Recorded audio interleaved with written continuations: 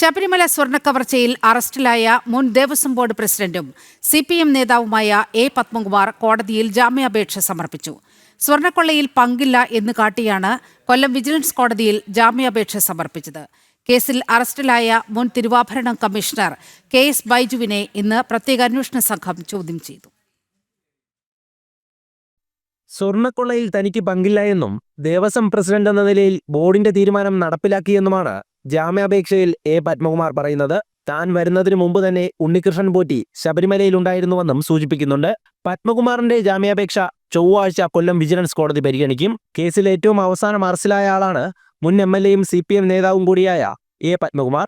പ്രതിയെ 2 ദിവസം SIT സംഘം കസ്റ്റഡിയിൽ വാങ്ങി ചോദ്യം ചെയ്തിരുന്നു. പത്മകുമാറിന്റെ അറസ്റ്റോടെ പ്രതിരോധത്തിലായത് CPM കൂടെയാണ്.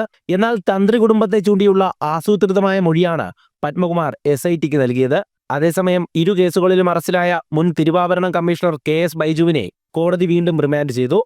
SITയുടെ കസ്റ്റഡി അപേക്ഷ പരിഗണിച്ച് 1 ദിവസത്തെ ചോദ്യം ചെയ്യലിന് ശേഷമാണ് ഡിസംബർ 11 വരെ റിമാൻഡ് ചെയ്തത്. ബൈജുവിന്റെ ജാമ്യാപേക്ഷ വിജിലൻസ് കോടതി തള്ളിയിരുന്നു. ഒരു ഉദ്യോഗസ്ഥൻ എന്ന നിലയിൽ KS ബൈജുവിന്റെ പ്രവർത്തനം ദുരൂഹമാണെന്നതാണ് കോടതിയുടെ നിരീക്ഷണം. സ്വർണ്ണക്കവർച്ചയിലെ മറ്റൊരു പ്രതിയായ മുൻ ദേവസ്വം കമ്മീഷണർ N. വാസുവിന്റെ ജാമ്യാപേക്ഷയിൽ ചൊവ്വാഴ്ചയാണ് കോടതി വിധി പറയുക. ജനം, കൊല്ലം.